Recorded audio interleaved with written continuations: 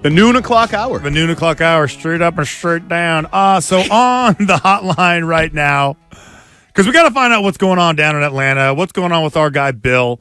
On the hotline right now, Michael Rothstein, who covers the Atlanta Falcons for ESPN, has gladly agreed to join us and to give us all the information. Michael, good afternoon. How you doing? You're on with Christian and Andy Hart.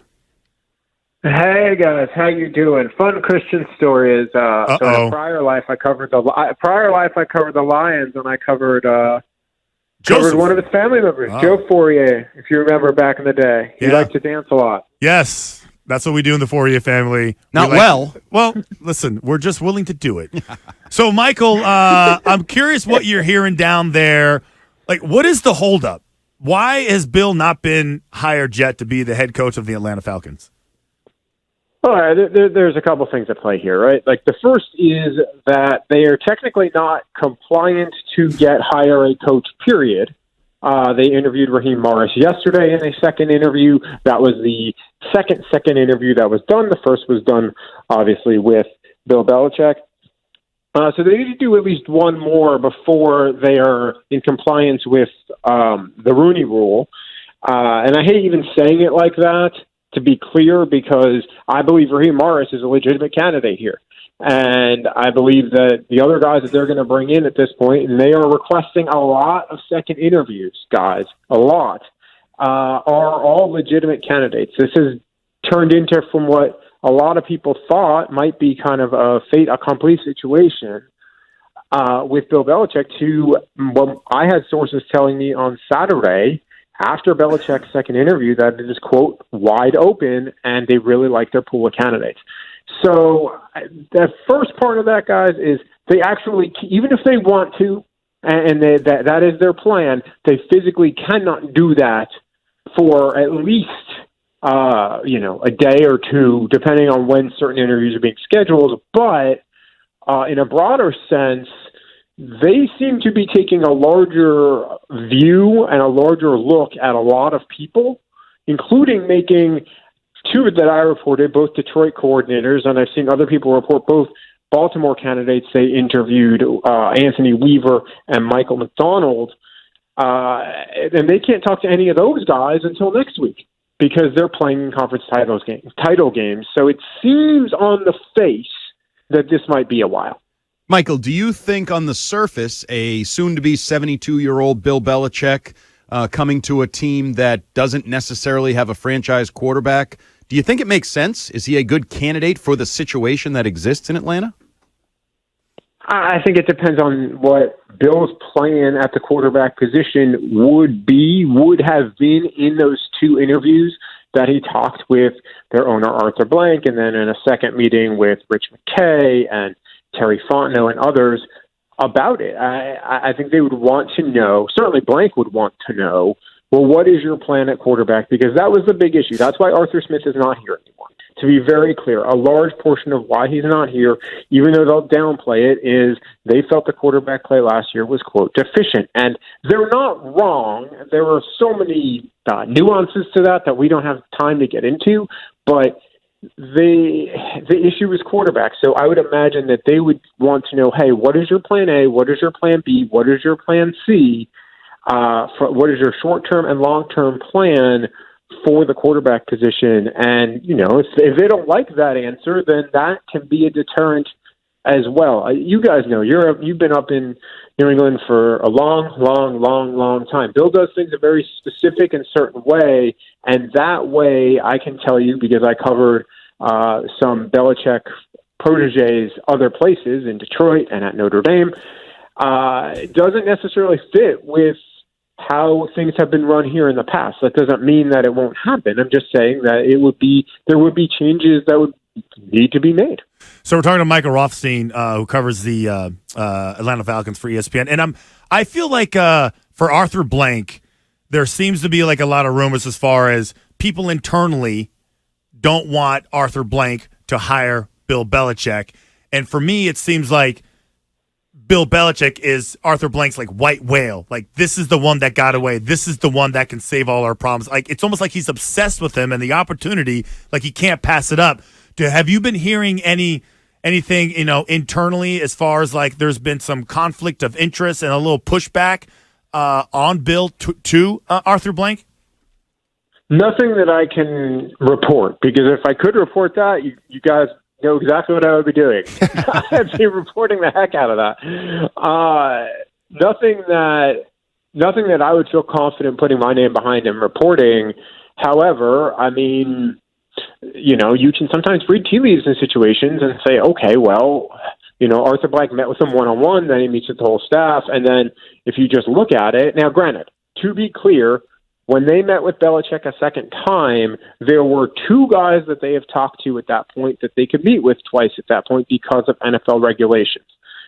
Belichick and Jim Harbaugh. They're supposed to still have a potential second interview scheduled with Jim Harbaugh. We'll see if that happens. I would imagine that only happens if maybe something falls through with the Chargers, because it seems like they're talking right now, and we'll see what happens there. But they were just not able to talk to a whole bunch of people yet for a second time, and really the second they got a chance to talk to a whole bunch of people for a second time, they put in a whole bunch of slips. Now, of course, that was after they talked to Belichick twice as well. The one thing I would say, I've covered a lot of these, and 12 seasons covering, this will be season 12 covering the NFL coming up. This is my fourth NFL coaching search. Covered a lot of them. I've covered some where it was very obvious who the guy was going to be, and some where you thought maybe you knew and then you didn't, and then some that were all over the board. This is a unique one because of how many second interview requests the Falcons are putting in, which, again, leads me to believe that what my source told me on Saturday, that's wide open, is very possible. And I asked that same source, well, does this mean Belichick is out because you guys spent a bunch of time talking with him already? And I was told that no, that's not the case either. So it sounds like Belichick is still in play here, but I think they're just taking their time and doing their cliche due diligence. But sometimes cliches are true, right?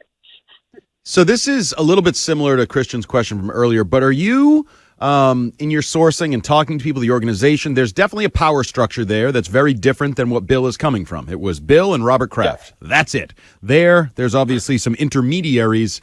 How much on solid ground is Rich McKay or others within the organization? Are they definitively part of the process moving forward? Does it depend on, well, they hire Belichick, they're out. If they hire a young coach, they're in. What is the status of those intermediaries? I mean, right now it seems like they're in. I think that things can always be fluid and change, right? At the January 8th press conference, after they fired Arthur Smith, it was Arthur Blank and Rich McKay sitting at that table. They answered questions for almost 2 hours. And one of the first questions that I asked, because it was very notable, it was, where was Terry Fontenot? Because your general manager typically shows up at these things when you fire a head coach.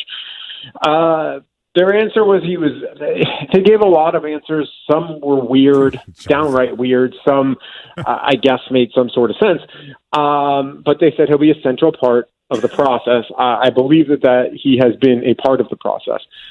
But Rich McKay has done this a lot. At one point, they got asked. Arthur Blank got asked, well, you guys have made a lot of hires, and none of them really gotten what you truly want, which is Super Bowl. Like, is there a problem with people doing the hiring? And Arthur Blank said, no, we don't think it's a problem with the pickers. And the pickers, of course, ultimately is Arthur Blank, but Rich McKay's had a large say in a lot of these. So I don't know. Listen, Arthur Blank relies on Rich McKay for a lot. He clearly trusts him. Rich McKay is a powerful figure in the NFL. He is, a very influential member of the NFL's competition committee. So I'm saying all of this to outline to your listeners that Rich McKay and Arthur Blank have a very real relationship here, and I don't know what that's going to look like, but one would think if Bill Belichick comes in, that would shake up the apple cart, for lack of a better term. And I don't know what any of that looks like. All of this is going to come down to what Arthur Blank, the team owner, wants to do, because the final decision at the end of the day lies with him. And at 81, does he want to bring in Belichick and that he believes that's his best shot at getting at a Lombardi, or and kind of whatever happens with other people, or does he say, you know what, I don't want to give someone that level of power potentially, and then you go elsewhere. There are a whole bunch of questions that, frankly, we're not getting a lot of answers to, and anything that I've seen reported from anybody, because I'll only talk about really what I've been able to gather, has been very speculative. So we're talking to Michael Rothstein. The last one for me. Michael covers the Atlanta Falcons for ESPN. So Sean McDonough was on our morning show, and he mentioned that he had a friend down in Atlanta, a radio guy, and the radio guy said 85% of the fans down in Atlanta do not want Bill Belichick as the next head coach. I'm curious, one, if you agree with that, and if so, why wouldn't they want the greatest coach of all time to come save the day and help them get back to the Super Bowl? Oh, man, this is a whole study in human culture. I don't know if I would agree with 85%, but I would say this is not a celebrate. If, like, they brought in Bill Belichick, it would be a celebration, like, yay, happy, everybody's super pumped, right? Now, and some of this, too, is social media, and, everybody gets angry at everything there sometimes, but I get the sense that there are some concerns because of, what might happen to the power structure. You're also hiring a guy who's going to be 72 next year, so that doesn't look like a long-term solution. So I think there's some, like, okay, you do this for 2-3 years, then what? Well, if it's successful, okay, maybe a similar situation is what happened in New England, right, where they have a coach in waiting or a very clear delineation succession plan in place.